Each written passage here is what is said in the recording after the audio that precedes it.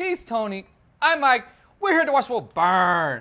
This episode, we are officially over the hill. Episode 50, 1999's Mockumentary, underappreciated classic, drop dead gorgeous. At the Mount Rose American Teen Princess Beauty Pageant. I'm Leslie Miller. I'm Amber Atkins. I'm Rebecca Lehman. There are only 2 rules. I aim to win. Winning is everything. I am the mother of the most talented contestant Montrose has ever had. And nice girls finish last. They wanted to see my room and film me for their movie. They ask you to take your top off. Get the money first. Probably the perfect example of a cult film, and the most perfect example of a cult film in recent history, because I can't think of anybody who has watched this film and didn't love it, and yet at the same time, finding people that have watched this film is a bit of a struggle. So. It's a weird one.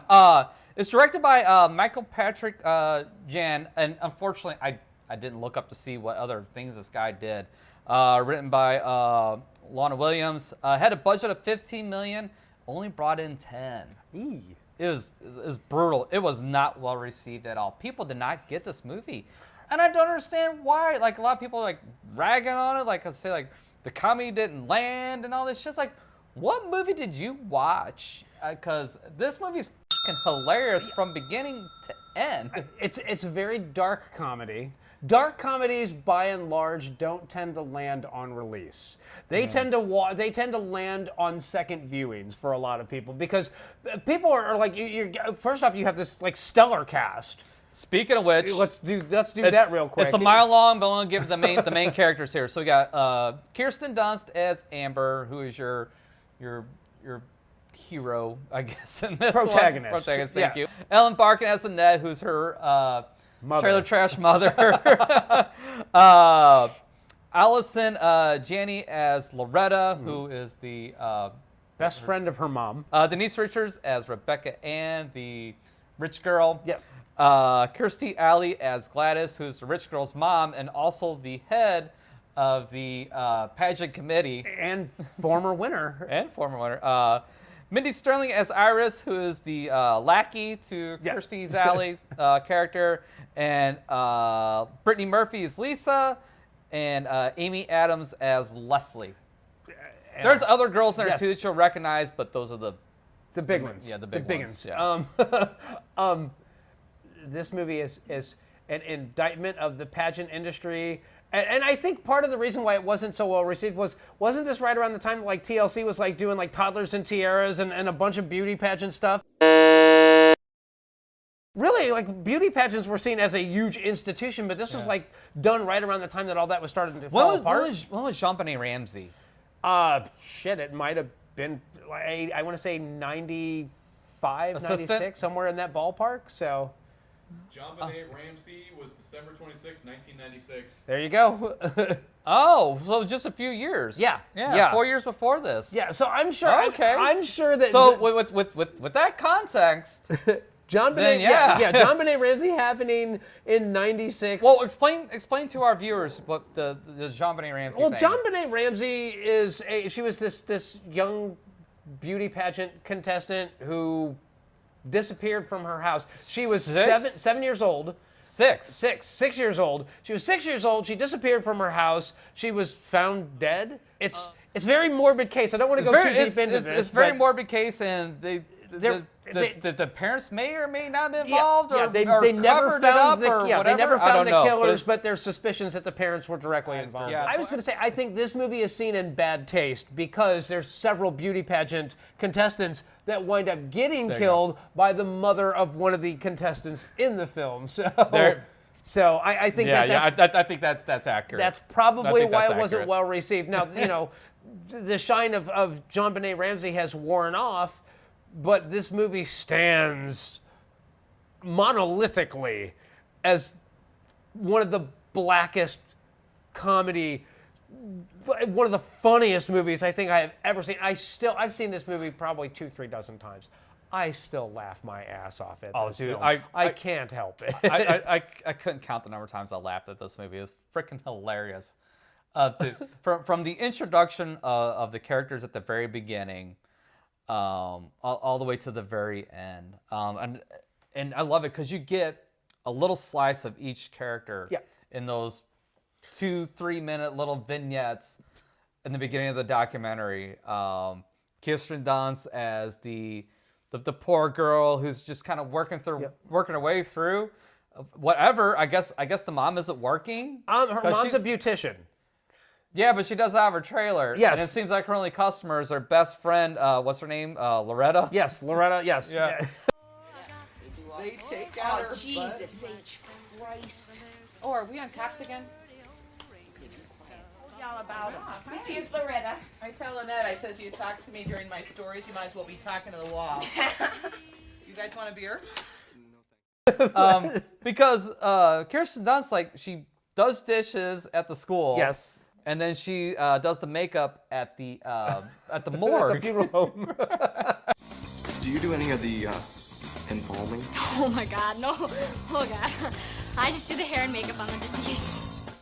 You got Brittany Murphy's character, who loves New York. Yes. Since she went up there to visit her brother. Yeah. Her brother's He's a drag queen. a drag queen. Yes. Fucking hilarious. And I'm just gonna say this, like when she's going through like all the photos of him in all of his costumes, and she's so completely enamored with him. I just fell in love with the Big Apple last summer when I was visiting my brother Peter there. He followed his dream all the way to New York. Here's Peter as Liza. Here's him as Madonna. As Barbara. And then she makes this off the cuff comment of, yeah, well, you know, my parents only had me because Peter needed a kidney. That's dark, and the conclusion of that arc is hilarious. So you've got that one going on. You have the. Well, you can't set it up and out deliver. Oh, I was gonna say, basically, at the end of the pageant, she drops out because Amber needs a costume, so she surrenders her costume because she knows she's not gonna win. And while she's being berated by her parents for doing the wrong thing, she turns around and she goes, Yeah, well, I'll tell you one thing. Peter never would have pulled a shenanigan like that. Well, you know what, Dad? You know what? Peter's gay. Gay! What? Peter's dad is just like, what? So, which makes it even funnier. So, Oh, it's hilarious. But so you have her character. Mm-hmm. You get introduced to Leslie, who's the cheerleader, who is the sexually charged woman with her boyfriend. Like they're like constantly on each other. Like yes, just constantly. For my talent, I'm going to be doing the... Yeah, I'm trying to tell them about...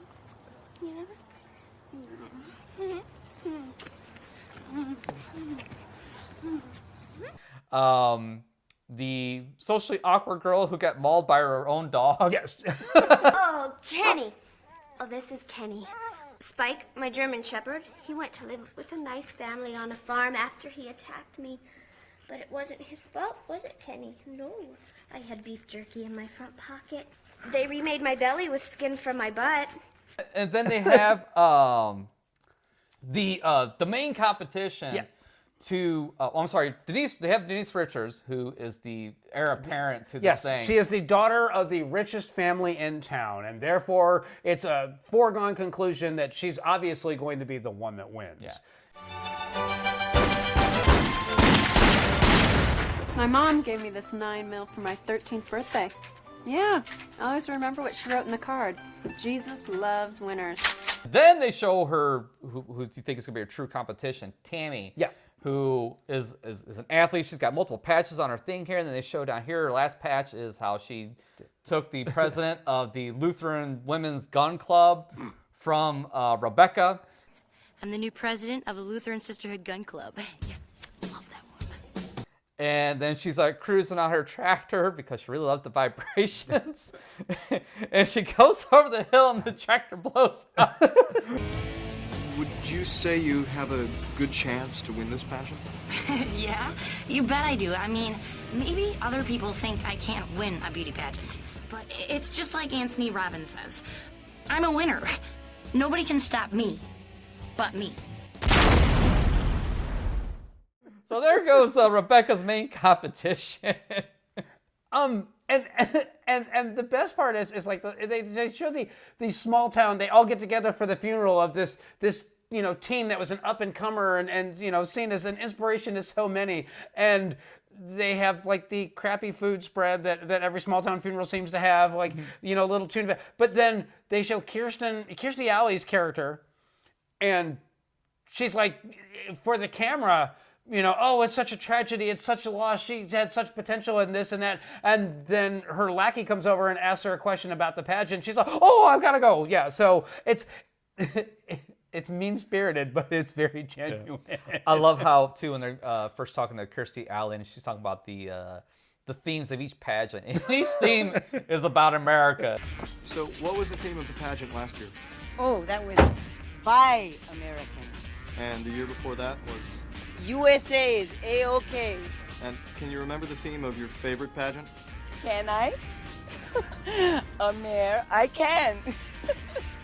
So, you have that going on. Then you have the dad of Rebecca's dad. He's clueless, as you can imagine, and he makes it very obvious that he's not exactly the most honest fellow in town, and he's also the person that because his wife helps select the judges, so like employees from his store and companies that he's hired, they're all hired as judges for the actual pageant, and that whole bit's hilarious. I don't even want to try to recap that one because it's so good, but the guy that owns the hardware store and his mentally disabled son. Will Sasso puts on a stellar performance as Hank. It is fucking hilarious. It is the best take on that type of character ever put on film. Hands down, I will fight you on this one. It is so good. Do you judge the pageant every year? No, I never judge nothing for. Are we on cops? Are we on cops? Are we on cops, Shut up, Hank. This here's business. It's just every scene that he's in is absolutely hilarious. And I would love to know how much of that was ad-lib, because when they're interviewing his dad and he walks up behind him and slaps him on the top of the head.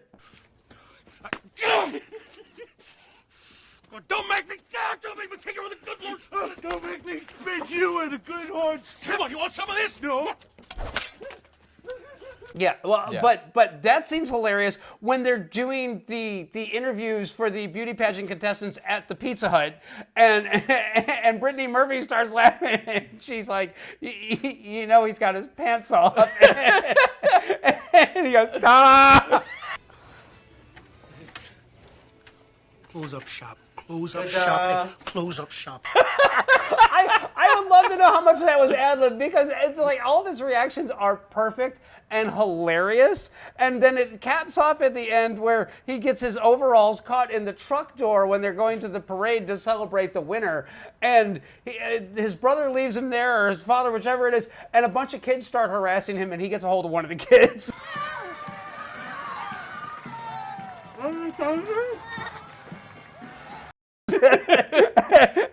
And I love that they put text at the bottom, as a documentary crew, we don't interfere with any of our subjects and what's going on. And that scene has me rolling every time I see it. It could not get any funnier than that. Do you want to pause? Yeah, absolutely.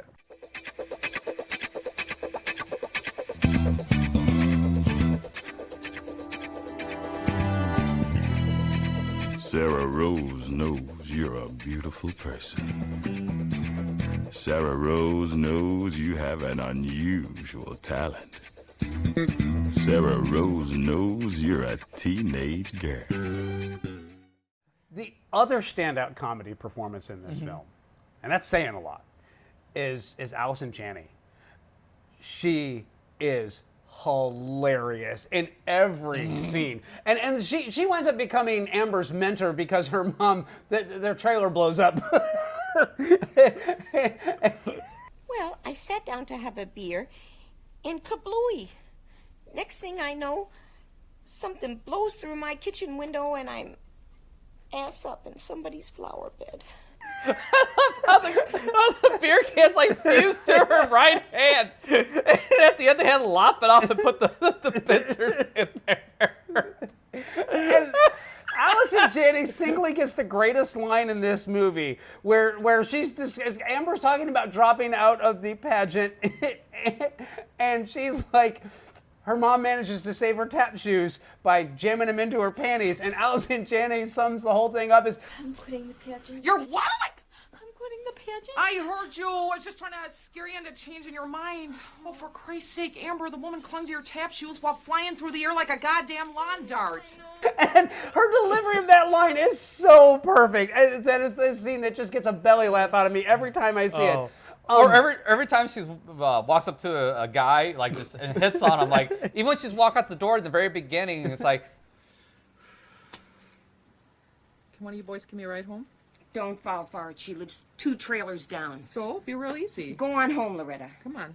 Go on. Go on. The party's over. let's back up. Let's burn through the plot real quick, because so we got the setup there. We meet all the contestants. What's her face gets blown up on the tractor, and then we get introduced to who could have been a potential love interest. Yeah. I forgot his name. I'll put it here.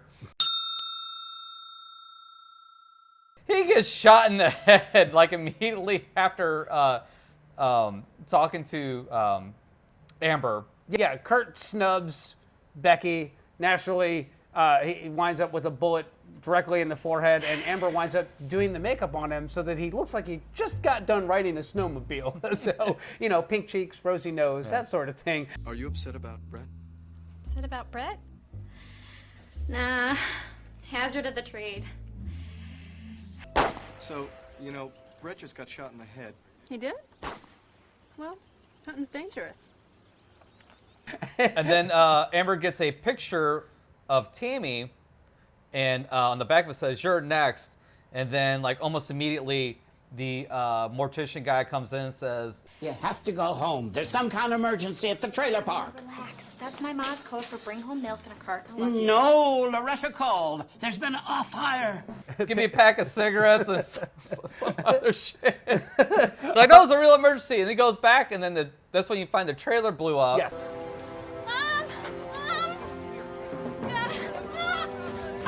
Hey, family? Oh, no, she's just screaming, Mom, because she's got Tourette's. She's an ex-kid, dipshit.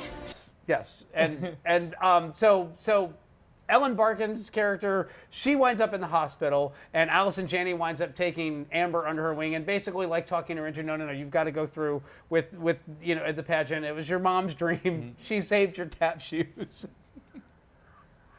And then cut him off of me. But so anyways, as they're getting close to the pageant, they're doing the dress rehearsal. Yeah. And Amber's number 1, and the girl that does the sign language is number 8. Yeah. But they swap because the girl does the sign language wants to see their deaf baby. Her sister had a baby, and it was born deaf, and she's so excited that she actually gets to mentor a child in American Sign Language. So they trade places, and that's when the light ray falls and cracks her on the head. But it's all okay because turns out that it didn't kill her; it just made her deaf, and she's so happy, and they're so thrilled about it. So the night of the pageant comes. And which is a complete disaster. Everything that can go wrong does go wrong with the actual pageant. But then Amber's costume disappears, so it looks like she's not going to be able to perform in the talent competition, and therefore she's going to be disqualified from winning. But that's okay. Brittany Murphy, she knows she's not going to win. She gives up her costume. Amber goes out. She does a spectacular tap dance performance, which after following up Denise Richards' song and dance act. Oh, what was the song again? Can't Take My Eyes Off of You. Oh, she sings so bad, so off key, and I hope for you, poor Denise Richards, that isn't your actual singing voice, because it's awful. Oh. You're just too good to be true. Can't take my eyes off of you. Oh, shit. And I love how immediately You know, at first I thought like maybe like she's talking about her dad or something like that, which is kind of twisted in some way. But no, it's f***ing Jesus. So how comes Jesus on a cross and she's dancing with Jesus on the cross to the shit?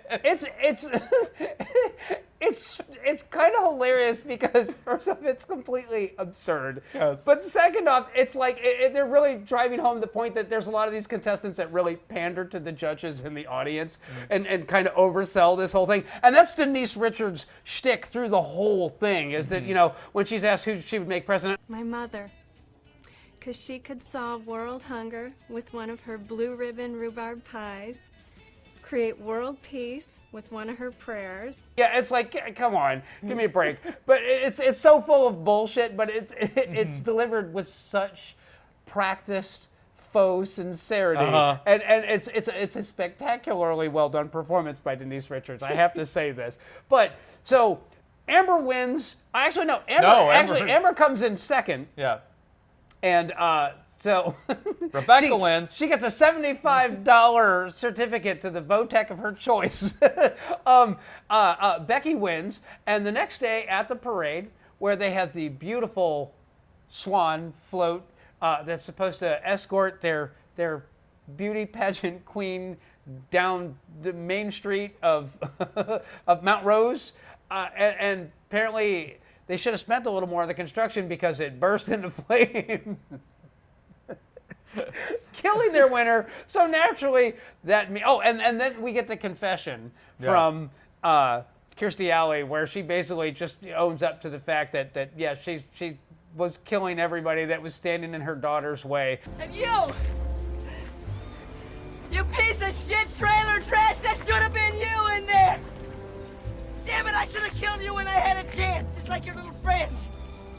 And that Amber had no right to win, and that, you know, she was a little piece of trash that had no right to be up there, and now her daughter was dead. But that all being said, Amber gets to go to state. So yeah. And she gets to go to state, and then shenanigans happen there. There's some bad seafood. Everybody throws up because they ate the food except for Amber because... Oh, I don't eat shellfish. Ma always says, don't eat anything that can carry its house around with it. Who knows the last time it's been cleaned? So she goes to state, well, she wins state, and then they all go to the actual... Nationals. Right. But then the makeup company is shut down because of tax evasion? Yeah, the tax evasion. They were seized by the IRS and shut down permanently. Yeah. So, but that all being said, Kirstie Alley's character escaped from jail, and she vows revenge against Kirsten Dunst. And so she goes on a shooting spree at the top of the local supermarket. And when a reporter gets shot, Amber gets to live out her dream of grabbing the microphone and become a network news anchor. And she has followed in the footsteps, weirdly, of her idol. And Diane Sawyer. Yeah, right? Diane Sawyer. Thank you. Yes. But and then you get another recap. Or should I say continuation, where Kirstie Alley's character ends up back in jail and takes second place in the women's prison beauty pageant. Leslie is working her way through beauty school as a stripper. But she disappeared. She disappeared. It actually says that she disappeared at the bottom of it. Oh, that's right. Yes. Who else got recapped? Or I really think it was just the main characters, just those three for the most part. Now I feel like I got to go back and watch the credits again. I've never said that. So, but that's the end. Yeah. And it's a perfectly satisfying ending. Now, I will say this. It's my own little critique. I think actually would have liked it if they would have stopped after the float parade scene in the main street. Yeah. I think if they would have cut out the national scene and the scene after that where the thing is shut down, if they took that section out, but then still had Kirstie Alley break out of jail and have the whole shootout scene at the end. I actually like the state scene. To me, it came across tacked on. See, now for me, it actually came on as it was a quick solution rather than having another like whole thing going on with the pageant. They had to explain why she won, and she got to go to nationals, and they had to do it in as quick a way as possible. But at the same time, they also had to demonstrate that Amber's character, she was probably not going to win. Because there were so many girls that were more attractive and were more talented, because they showed like the one girl that was an opera singer and one was a violinist, and another girl had a tap routine that was a much more elaborate and professionally performed tap routine than Kirsten Dunst's. So it was kind of showing that, being talented in a small town doesn't necessarily mean that you're top dog. Big fish in a small pond. There you go. Yeah. And so I like that they showed that, and then I like that they wrapped it up very quickly by basically saying she was the only one that didn't eat shellfish. and the nationals, they showed the end to the pageant industry, which is kind of prophetic because a lot of the pageants back then were basically going bankrupt or being shut down or for a variety of reasons. There's I remember we used to see like Miss America and Miss Universe stuff like all the time. Like back in the day, it was a big to do. Yeah, Miss Teen USA. Yeah, all that stuff. Do you even do that shit anymore? They're still floating around out there. When was the last time one was televised? I have no idea. Honestly, I have no idea. It's been years. Production assistant, have you ever actually seen a televised beauty pageant? No. And you're how old? So it's probably been a good 20 some odd years since one's been televised. I'll do some research, see if I can find something. If I can find something, I'll throw it here. I'm not promising anything. See, and I remember as a kid growing up, it was like an event. Yeah, it was one of those things. But that was back when there was like 5 channels, and it was obviously the biggest, most star-studded thing on. And you also got to see like all the future up-and-coming talent. So at one talent, yeah. Well, I was gonna say at one point I kind of get why they've gone away, but at another point I'm also thinking there's like a lot of. Like Vanessa Williams was a beauty pageant contestant, and Halle Berry was a beauty pageant contestant. There's a lot of actresses that. Was Halle Berry? Yeah. I don't remember that. Yeah. Sarah Palin. I'll fact check that one. Yes. Sarah Palin. But yeah, she was Miss Alaska, I think, actually. Yeah. So I mean, there's a lot of people that got noticed because of the pageant industry, rightly or wrongly. But at the same time, they tried to take a beauty pageant and I don't know, change the setup of it to meet sensibilities of people that weren't watching it anyway. So, as weird as that sounds, that's the stupidest thing ever. But don't do that. Don't change your shit to make it for an audience that doesn't give a about what you're doing anyway. Take a clue, Hollywood. Don't do it. Stop doing it. So, but anyway, I'm just gonna say that. It was also, like I said, the John Benet Ramsey and Toddlers and Tiaras and Here Comes Honey Boo Boo and all that crap definitely didn't help. I mean, let's get down to it. It really kind of showed off how biased and exploitative and just fucking weird the whole pageant industry is in general. Mm-hmm. And this movie made light of that at like the absolute, probably like the worst time possible, but that doesn't mean they weren't right. So no, and it's so funny. Oh my God, we could talk all day about the comedic moments that happen in this movie. There's so many. Yes. I mean, it's like one joke after another. Like It's even beyond that, it's so layered. In that you can watch a scene and there's a very, very obvious joke right there in front of the camera. But then when you watch this a couple times, you start realizing there's hilarious shit going on behind them at all times. It almost feels Airplane-esque in how dense all the humor is in this. How many jokes are actually in any given shot? Yeah, because in a lot of shots there is shenanigans going on behind whoever it is they're talking to at the time. Yeah. You girls gonna sign up for the pageant this year? I ain't gonna be in no goddamn pageant. Look what happened to that dork-ass farm girl. Tammy Curry? Yeah. Everyone says this is a big accident. She got iced because she wins everything, and this time someone didn't want her to win. This pageant's like a roach motel. Girls check in, but they don't check out. Yeah. And they say smoking's bad for your health. What else has this? I mean, okay, like this had a star-filled cast that they got on the cheap because none of them, they were either up-and-comers or they were, in the twilights of their careers for the Really, most part. Kirstie Alley was probably like probably the most famous person. Well, you had Kirsten Dunst, who was up and coming, who, a few years prior did Interview with the Vampire, which was huge. Well, Denise Richards had already done Starship Troopers at this point. She was kind of panned for it because the movie was panned at the time that it came out. And yet there's another movie. Was this before or after Wild Things? Shit, it might have been right before. I don't know, right around that time. Production assistant? 98. 98, yes. Really? Yeah. There was a sequel in 2004, though. Oh, interesting. Okay, so this was a year after Wild Things. Yeah. This was 2 years after Starship Troopers.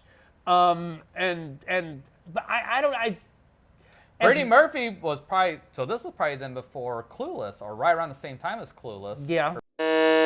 Brittany Yeah, Murphy. Brittany Murphy was always big. She's always been in movies. She's kind of like Parker Posey in that she did a lot of indie films, but she also did a lot of commercial films that were big too. I think she just genuinely loved acting, and in the right role, she was perfect. And this is an example of that. She plays that, I don't want to say ditzy, but bubbly. Bubbly. I'm just gonna there say you go. Perfect. bubbly, yes. Bubbly. She nails that bubbly character in everything that she does. Yeah, because It's she's not dumb. At no point does she come off as dumb. She comes off as sweet and caring and bubbly and just the end of her whole arc when she has it out with her dad. Great. Just thinking about it makes me laugh my ass off. So her performance is perfect. And then she went on to do Sin City after this. Mm-hmm. And then unfortunately she passed away because she got the flu and then took the wrong medication and then had a respiratory failure and died. It was kind of like... That's pretty tragic. Yeah, it is. Yeah. It is. There's a lot of weirdness surrounding the circumstances behind her death. Yeah. And her performance in Sin City was spectacular. her performance in Clueless was spectacular. Her performance in this was spectacular. She had a natural depth that she brought to any character that she did. And Amy Adams, too. Yeah.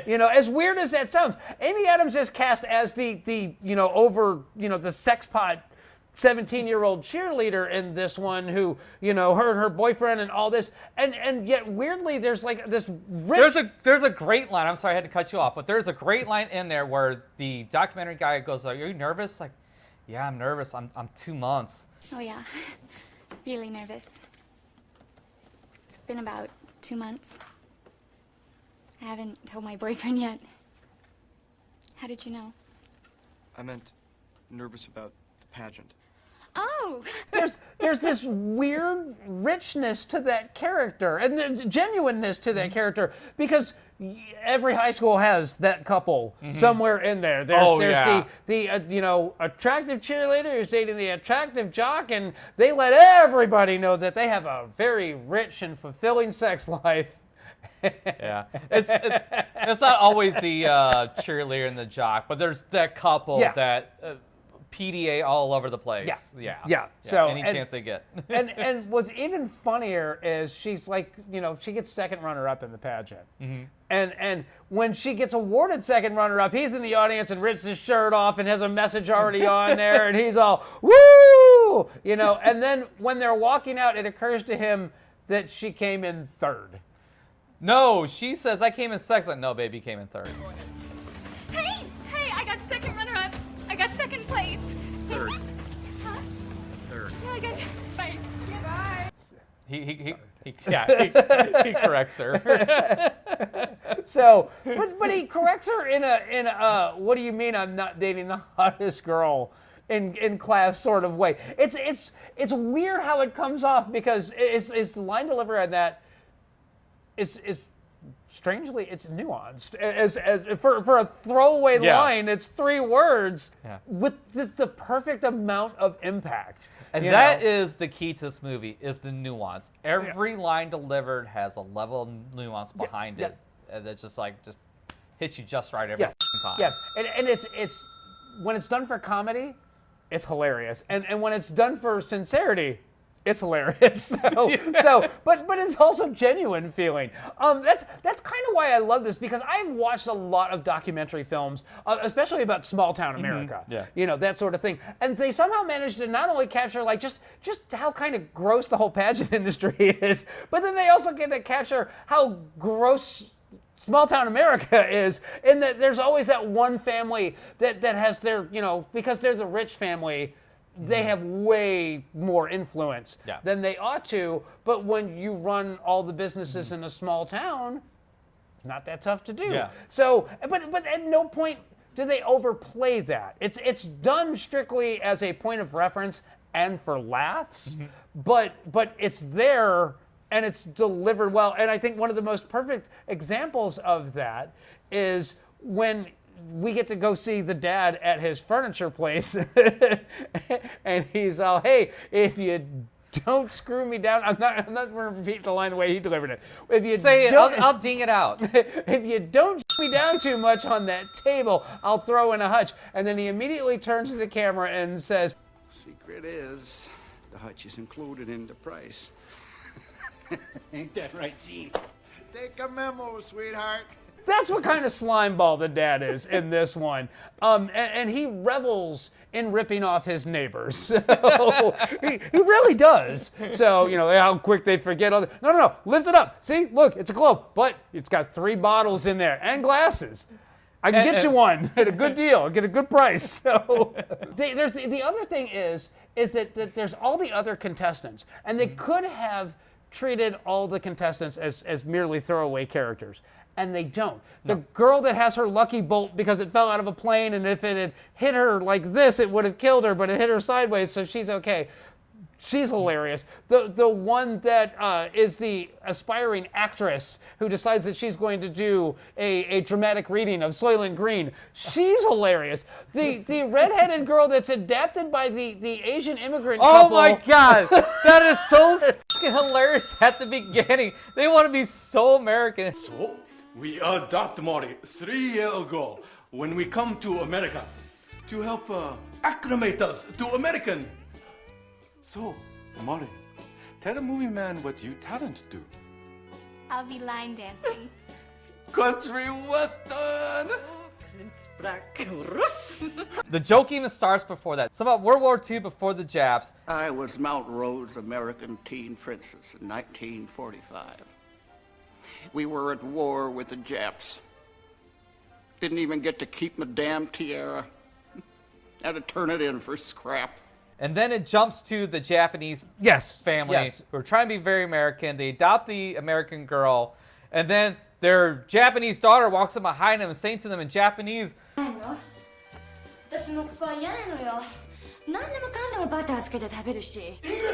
Speak English, you stupid little... The irony of it is that she's super attractive too. Yes. So I mean, she's only in like 2 or 3 shots, not even scenes, shots. But who played the mom in that scene? The Asian mom? Yeah. I don't know. I recognize her, but I don't know who it is. But I know I've seen her in a million things. Michael, throw it right up here. But again, could have been completely throwaway characters. Whoever cooked that whole detail up of here's this immigrant couple that moves to small town America and they are trying so desperately to fit in and to show how American they are. They killed it. Like seriously, they nailed that one. God, what other contestants were there? Is that all of there's 9 contestants? But, well, even the gun club girl, the athlete, we only get like one snippet of an interview with her before she's blown up on her combine over the hill. But even she, you get a sense of who she is as a person. Well, also, what also helps, too, is that you get little details about her after the fact. Because Kirsten Dunst was talking about the characters. Like, what he's saying that the tractor blew up because she was smoking on it. The Curry girl must have been smoking and driving. Well, yeah, Tammy liked to drive her dad's Thresher, but, I mean, she said the heavy vibration helped her think. But I know for a fact, Tammy only smoked after a good drive.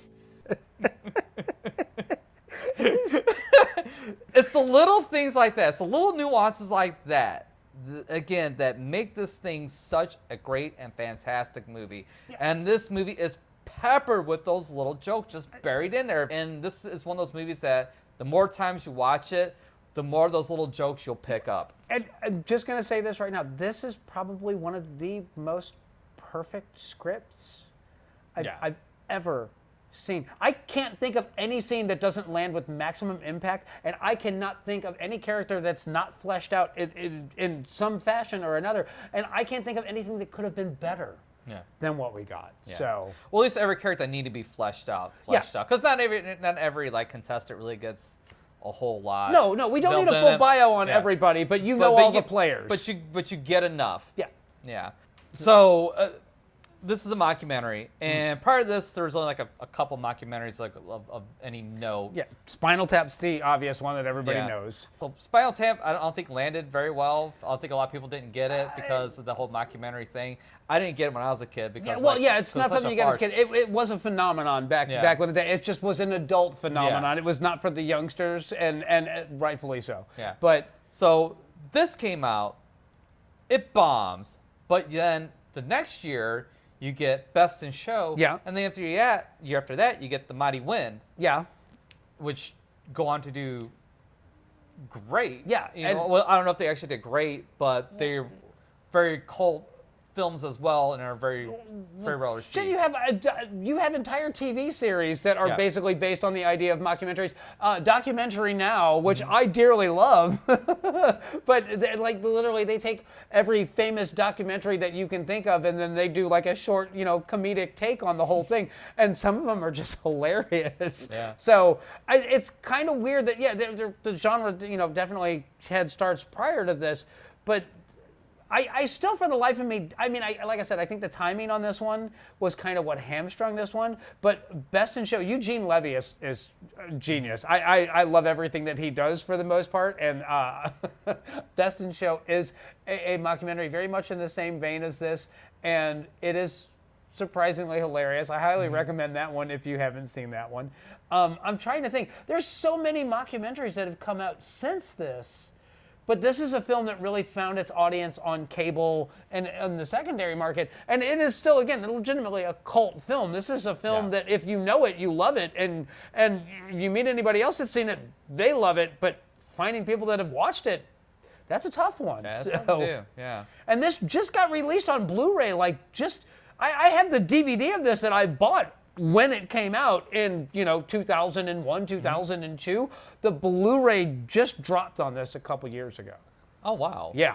That's crazy. Huh. Well, shit, Serial Mom's the same thing. It's a movie from the late 90s that just finally dropped it on Blu-ray here recently because studios apparently don't give a shit about physical media. They want that streaming service money. And they want to tell you when to watch it, and they want to cut scenes out when they feel like it, like The French Connection.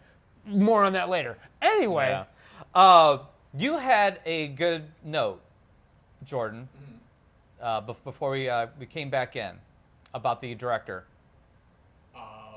One of the biggest things that the director was a part of was he directed a lot of episodes of Reno 911. 45 episodes. So now you know where he gets his comedic timing from, and God, Reno 911's still around. Is it really? They brought it. If I'm not mistaken, they just did a new series of it not too terribly long ago. Because I know they did several movies. Yeah. Funny show. If you haven't seen Reno 911, it is freaking hilarious. Oh, they apparently did another season. See? 2020 and 2021. Oh, I'll be damned. See? We'll have to check that out. See? I never knew this. The latest season of Party Down I very much enjoyed. And yet Party Down's not getting a season 4 because no one watched season 3. Come on, guys. Yeah, I know, right? Party Down's a great show. There's so many great shows that because people stick to what they know, don't get watched. And by the way, just to bring this up, just to kind of drive this point home, Mindhunter did not get picked up for a third season. And it had nothing to do with contracts. It had to do with viewership. Because when they got down to it and they looked at the number of people that were actually watching Mindhunter, the numbers didn't justify the budget. So why did we not get season 3 of Mindhunter? Because people weren't quite sure what it was. So they didn't tune in. How do you not know what the f*** it is? Because... You you watched a single episode, you know what the show is. Because Moon Knight was coming on, and they had to watch that one, and you know, because they know Marvel. I'm sorry. I am just. It's kind of depressing when you see how many really great shows and really great movies wind up basically jeopardizing careers of very talented people because mainstream audiences can't be bothered to get past a brand name they don't know. Well, You know, we're off on a tangent. Yes, we are going off on a tangent. But at the end of the day, what this really all boils down to is buy this movie. Watch this movie. It's on HBO Max right now. It doesn't even cost you anything if you got the subscription. This movie is hilarious. And if you don't get it, if you don't find it funny, then watch it again. You'll get it. So, yeah, this movie's fantastic. Every performance is fantastic. I had that one little critique. I mean, it's a nitpick at best. It's rock solid. It's a watch. It's a buy. It's on Max. Do it. You'll thank us. Absolutely. So, that's what I got. I'm good. What? Before we clap out and I give you the horns, I need to know, what are we watching next? Oh, shit. I should have put some thought into that, actually. We are going super old school. We are going way, way, way, way, way back, but still in color.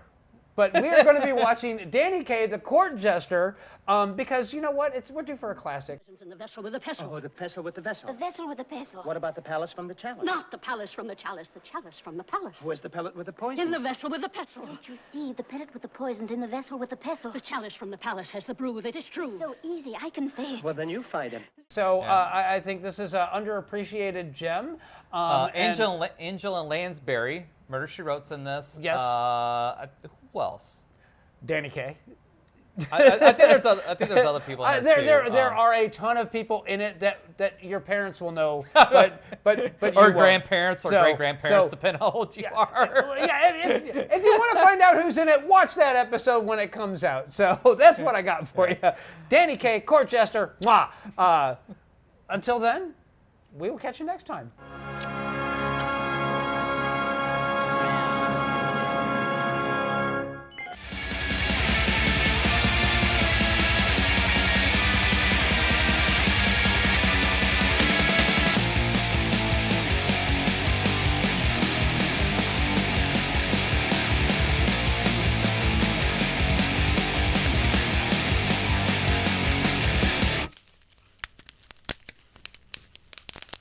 They might say that a pageant is old-fashioned and demeaning to the girls. What's sick is women dressing like men. You betcha, Iris. No, I think you boys are going to find something a little bit different here in Montrose. For one thing, we're all God-fearing folk, every last one of us. And you will not find a back room in our video store. No, that filth is better left to the Sin Cities. My mom wanted me to have this. Oh, shut up. I thought it might help you get some sleep. Loretta, never have kids. Well, God love you for thinking I still could. You guys know the retard's pants are open. I don't want to say that.